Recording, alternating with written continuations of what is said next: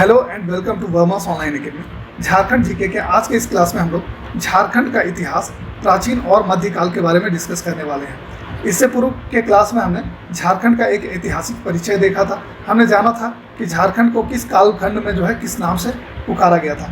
आज के क्लास में हम लोग झारखंड के इतिहास को जानने के क्रम में इसके प्राचीन और मध्यकाल को हम लोग देखने वाले हैं। ठीक है, इसी पर हम लोगों का आज का डिस्कशन होगा। अगर आप आज के इस क्लास के थ्रू हमसे जुड़ रहे हैं तो हमारे चैनल वर्मास ऑनलाइन एकेडमी को अभी सब्सक्राइब कर लें, ताकि जेएसएससी, सीजीएल सहित अन्य परीक्षाओं की तैयारी से जुड़े हुए क्लासेस का अपडेट्स आपको समय समय पर मिलता रहे। आपको बताते चलें कि प्रतिदिन सुबह 7 बजे जेएसएससी सीजीएल की तैयारी से जुड़ा यह एक्सक्लूसिव क्लास हमारे यूट्यूब चैनल पर आएगा। मंडे टू फ्राइडे हम लोग सुबह 7 बजे झारखंड सामान्य ज्ञान यानी कि झारखंड जीके के टॉपिक वाइज स्टडी करेंगे, और सैटरडे संडे को हम लोग सुबह 7 बजे की क्लास में इन टॉपिक से जुड़े हुए कुछ इंपॉर्टेंट क्वेश्चंस पर डिस्कशन करेंगे। साथ ही साथ प्रत्येक शनिवार को यानी कि एवरी सैटरडे कंप्यूटर बेसिक्स से जुड़े हुए क्वेश्चंस को हम लोग देखेंगे, और एवरी संडे को हम लोग क्वांटिटेटिव एप्टीट्यूड जो कि बेसिक मैथमेटिक्स से जुड़े हुए क्वेश्चंस पर डिस्कशन करेंगे। तो ये पूरा सेशन आपके लिए बहुत ही हेल्पफुल होने वाला है, बहुत ही इंपॉर्टेंट रहने वाला है। तो इसे अभी सब्सक्राइब कर लें, ताकि आपको हर एक वीडियो का हर एक क्लास का नोटिस मिलता रहे, नोटिफिकेशन के माध्यम से इसकी सूचना आपको मिलती रहे। तो स्टार्ट करते हैं आज की ये क्लास, जो कि आधारित है झारखंड का इतिहास प्राचीन और मध्यकाल पर। सबसे पहले हम लोग देख लेते हैं प्राचीन काल में झारखंड। ठीक है, प्राचीन काल में झारखंड को किस तरह से पुकारा गया, इसे हमने देखा है। अब हम लोग देख लेते हैं कि प्राचीन काल में झारखंड का क्या क्या स्वरूप था, क्या अस्तित्व था। तो कहा जा रहा है कि कौटिल्य ने अपने अर्थशास्त्र में झारखंड का उल्लेख किया है। ठीक है, कौटिल्य के अर्थशास्त्र में कुक्कुट या कुक्कुट देश के नाम से झारखंड को उल्लेख देखने को आपको मिलेगा। ठीक है, आगे है चंद्रगुप्त मौर्य। ठीक है, प्राचीन काल की हम लोग बात कर रहे हैं, प्राचीन काल का हम लोग अध्ययन कर रहे हैं। तो चंद्रगुप्त मौर्य ने इस क्षेत्र में आटविक नामक पदाधिकारी को नियुक्त किया था। ठीक है, चंद्रगुप्त मौर्य ने क्या किया था, मौर्य वंश के सम्राट थे चंद्रगुप्त मौर्य, और इन्होंने इस क्षेत्र में, झारखंड के क्षेत्र में एक पदाधिकारी नियुक्त किया था जिसे आटविक कहा जाता है, जिसे आटविक कहा गया है। और चंद्रगुप्त के काल में इस क्षेत्र से हाथी मंगवाया जाता था। ठीक है, चंद्रगुप्त क्या करते थे, इनके समय में झारखंड क्षेत्र से हाथी मंगवाया जाता था, और इसका प्रयोग कहाँ होता था, तो सेना में किया जाता था। ठीक है, मौर्य की जो सेना था इसमें यहाँ के हाथी को मंगवाकर इसका इस्तेमाल किया जाता था। अब आ जाता है सम्राट अशोक के बारे में। तो सम्राट अशोक के 13वें शिलालेख में आटविक या आठवीं प्रदेश का जिक्र देखने को मिलता है, और ये आठवीं या आठवीं प्रदेश ये झारखंड के लिए प्रयुक्त हुआ है। ये शब्द ये झारखंड के लिए प्रयुक्त हुआ है। आता है कि झारखंड में बौद्ध धर्म के प्रचार हेतु सम्राट अशोक ने एक अधिकारी को इस क्षेत्र में भेजा था, जिसको रक्षित कहा गया था। तो रक्षित नामक एक अधिकारी को सम्राट अशोक ने भेजा था, और इसका कार्य क्या था कि इस क्षेत्र में बौद्ध धर्म का प्रचार प्रसार किया जाए। प्राचीन काल के बारे में ही हम लोग डिस्कस कर रहे हैं। समुद्रगुप्त के बारे में जान लेते हैं। तो समुद्रगुप्त के प्रयाग प्रशस्ति में झारखंड क्षेत्र का उल्लेख देखने को मिलता है, और इस क्षेत्र का उल्लेख समुद्रगुप्त के प्रयाग प्रशस्ति में भी आटविक नामक राज्य के रूप में हुआ है। ठीक है, तो क्वेश्चन आ चुका है इससे जुड़ा हुआ पहले भी कि समुद्रगुप्त के प्रयाग प्रशस्ति में झारखंड का उल्लेख किस नाम से मिलता है। तो आपको ध्यान रखना है कि आटविक। ठीक है, आगे आता है कि इस काल में छोटा नागपुर क्षेत्र को मुरुंड देश कहा जाता था। ठीक है, तो ये जो छोटा नागपुर क्षेत्र है, इस क्षेत्र को क्या कहा जाता था, मुरुंड देश। कब, जब समुद्रगुप्त का शासनकाल चल रहा था उस समय। चंद्रगुप्त द्वितीय के बारे में हमें जानकारी है कि चंद्रगुप्त द्वितीय के शासनकाल में चीनी यात्री फाहियान ये भारत आया। कब, 405 ईस्वी में जब चीनी यात्री फाहियान भारत आया था, उस समय चंद्रगुप्त द्वितीय का शासनकाल चल रहा था। तो यहाँ पर चीनी यात्री फाहियान के बारे में हम लोगों को देखने को मिलता है। इन्होंने अपने यात्रा वृत्तांत में इस क्षेत्र का उल्लेख किया है।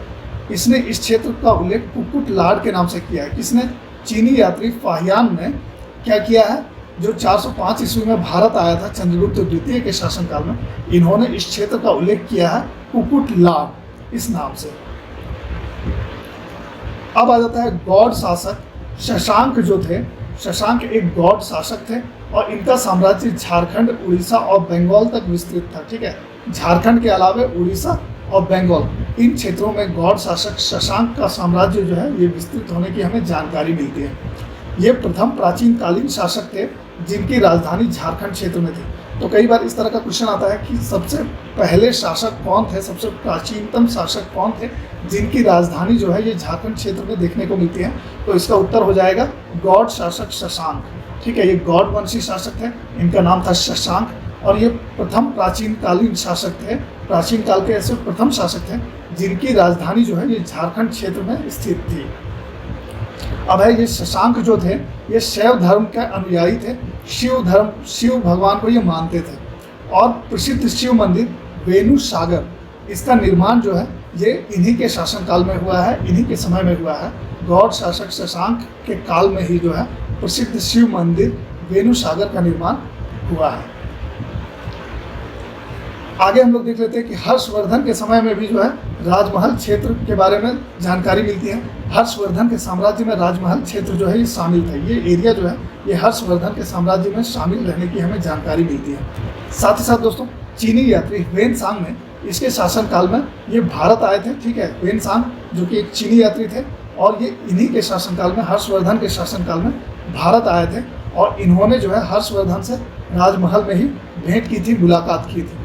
ठीक है, तो आपको ध्यान रखना है, क्वेश्चन इस तरह से यहाँ पर एक बनकर आता है कि किनके शासनकाल में ह्वेनसांग भारत आए थे। तो आपको ध्यान रखना है कि हर्षवर्धन के शासनकाल में भारत आए थे, और इन्होंने हर्षवर्धन से कहाँ मुलाकात की थी, तो राजमहल के क्षेत्र में चीनी यात्री ह्वेनसांग ने हर्षवर्धन से मुलाकात किया था। ठीक है, ह्वेनसांग ने अपने यात्रा वृतांत में इस बात का जिक्र किया है। ह्वेनसांग, ये जानकारी हमें कहाँ से मिलती है, तो ह्वेनसांग जब भारत आया था तो इन्होंने जो अपनी यात्रा वृतांत लिखा है, इसमें इन्होंने लिखा है कि ये जो राजमहल का क्षेत्र है ये हर्षवर्धन के साम्राज्य का एक हिस्सा था, और चीनी यात्री ह्वेनसांग हर्षवर्धन के समय में भारत आए थे, और यहीं पर राजमहल क्षेत्र में ही जो है इनकी भेंट हुई थी हर्षवर्धन से। राजमहल क्षेत्र को ह्वेनसांग ने क्या कहा है, किलोना सुकालाना। ठीक है, किलोना सुकालाना यानी कि कर्ण सुवर्ण। इसे ह्वेनसांग ने अपने यात्रा वृतांत में राजमहल क्षेत्र को किलोना सुकालाना, जिसका अर्थ होता है कर्ण सुवर्ण, यह कहा है। आगे है कि 13वीं सदी में उड़ीसा के राजा जय सिंह, ठीक है, ये नाम आपको याद रखना है, उड़ीसा के राजा थे जय सिंह। ये एक ऐसे उड़ीसा के राजा थे जिन्होंने खुद को झारखंड का शासक घोषित कर दिया था। कब? 13वीं सदी में। ठीक है, 13th सेंचुरी में। तो 13वीं सदी में राजा जय सिंह ने क्या कहा कि मैं झारखंड का शासक हूँ। ठीक है, इन्होंने खुद को झारखंड का शासक घोषित कर दिया, और ये उड़ीसा के शासक थे। अब हम लोग देख लेते हैं कि मध्यकाल में झारखंड की क्या स्थिति रही है, मध्यकाल में झारखंड कैसा रहा है, इसके बारे में। तो 1206 ईस्वी में बख्तियार खिलजी झारखंड होते हुए बंगाल पर आक्रमण किया। ठीक है, 1206 ईस्वी में क्या होता है, 1206 ईस्वी में क्या होता है, बख्तियार खिलजी, इन्होंने क्या किया, झारखंड होते हुए बंगाल पर आक्रमण किया। और इस समय बंगाल के शासक कौन थे, तो लक्ष्मण सेन थे, जिन पर बख्तियार खिलजी ने आक्रमण किया था। ठीक है, और ये सेन वंश के शासक थे लक्ष्मण सेन। आगे आता है कि 1310 ईस्वी में, ठीक है, अलाउद्दीन खिलजी ने अपने सेनापति छज्जू मलिक को नागवंशी राज्य पर विजय प्राप्त करने हेतु भेजा था। ठीक है, 1310 ईस्वी, आपको ध्यान रखना है। 1206 ईस्वी के बारे में हमने देखा कि बख्तियार खिलजी झारखंड होते हुए बंगाल के जो शासक थे उस समय के लक्ष्मण सेन, उस पर इन्होंने आक्रमण किया था। 1310 ईस्वी में क्या होता है, अलाउद्दीन खिलजी के सेनापति छज्जू मलिक जो है ये यहाँ पर आता है और नागवंशी राज्य पर विजय प्राप्त करने के उद्देश्य से झारखंड आता है। और छज्जू मलिक ने क्या किया, नागवंशी शासक को कर देने के लिए विवश किया। छज्जू मलिक जो है ये अलाउद्दीन खिलजी के सेनापति थे। इन्होंने यहाँ के नागवंशी शासक को, अलाउद्दीन खिलजी को जो है वो टैक्स देने के लिए विवश कर दिया। आगे है कि नागवंशी शासक वेणुकर्ण ने अलाउद्दीन खिलजी की अधीनता स्वीकार की। ठीक है, अलाउद्दीन खिलजी की अधीनता जो है, नागवंशी शासक जो यहाँ के थे वेणुकर्ण, इन्होंने उसकी अधीनता को स्वीकारा था।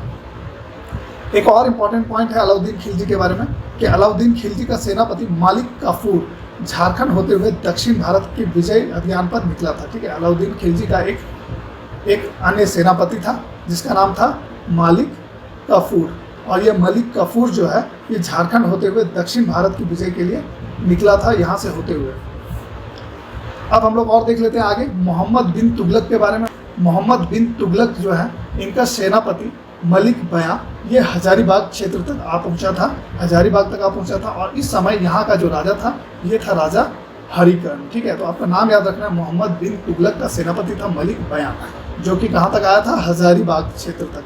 तो हम लोग देख रहे हैं कि यहाँ पर जो है समय समय पर विभिन्न आक्रमणकारियों द्वारा, विभिन्न आक्रांताओं द्वारा जो है अपने उद्देश्यों की पूर्ति के लिए यहाँ पर समय समय पर आक्रमण किया गया। ठीक है, तो इसी के क्रम में हमने देखा कि मोहम्मद बिन तुगलक का जो सेनापति मलिक बयां है ये हजारीबाग तक आ पहुंचा था और इस समय यहाँ का राजा था राजा हरिकर्ण।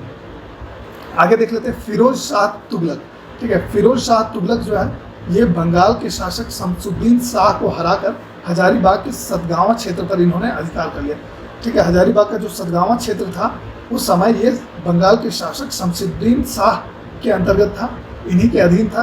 तो फिरोज शाह तुगलक ने क्या किया, इनको हराया और सतगावा क्षेत्र पर अधिकार कर लिया। लोधी वंश की हम लोग बात करें, तुगलक वंश के बारे में हमने देख लिया कि विभिन्न तुगलक शासक जो है, विभिन्न तुगलक आक्रमणकारी ने यहाँ पर जो है आक्रमण किया। लोधी वंश की अगर हम लोग बात करें तो झारखंड क्षेत्र पर कोई विशेष प्रभाव नहीं पड़ा लोधी वंश का। ठीक है, झारखंड क्षेत्र पर कोई विशेष प्रभाव नहीं पड़ा। इस समय नागवंशी शासक कौन कौन थे झारखंड के, प्रतापकर्ण, क्षत्रकर्ण, विराटकर्ण, ये सभी जो है नागवंशी शासक थे जब लोधी वंश का काल चल रहा था भारत में। अब आता है आदिल शाह द्वितीय। इंपॉर्टेंट है, आपको ध्यान रखना है, आदिल शाह द्वितीय ने अपनी सेना को झारखंड भेजा था और इसे झारखंडी सुल्तान के नाम से भी जाना जाता है। ठीक है, तो कई बार इस तरह का क्वेश्चन आ चुका है कि आदिल शाह द्वितीय जो है इन्हें किस उपनाम से जाना जाता है, इन्होंने किस पद की उपाधि धारण की थी। तो आपको ध्यान रखना है, झारखंडी सुल्तान की इन्होंने उपाधि धारण की थी। कई बार इस तरह से क्वेश्चन आता है कि किस शासक ने झारखंडी सुल्तान की उपाधि धारण की, या किस शासक को झारखंडी सुल्तान की उपाधि से जो है झारखंडी सुल्तान के नाम से जाना जाता है। तो आपको याद रखना है कि आदिल शाह टू जो है, आदिल शाह टू यानी कि आदिल शाह द्वितीय, इन्हें झारखंडी सुल्तान के नाम से जाना जाता है। तो आज के क्लास में हमने देखा प्राचीन और मध्यकाल में झारखंड।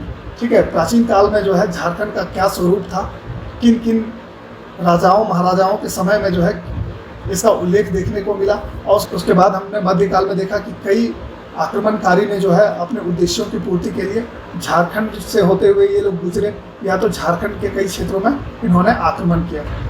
तो आज की क्लास में बस इतना ही। हमने प्राचीन और मध्यकाल के झारखंड के बारे में देखा।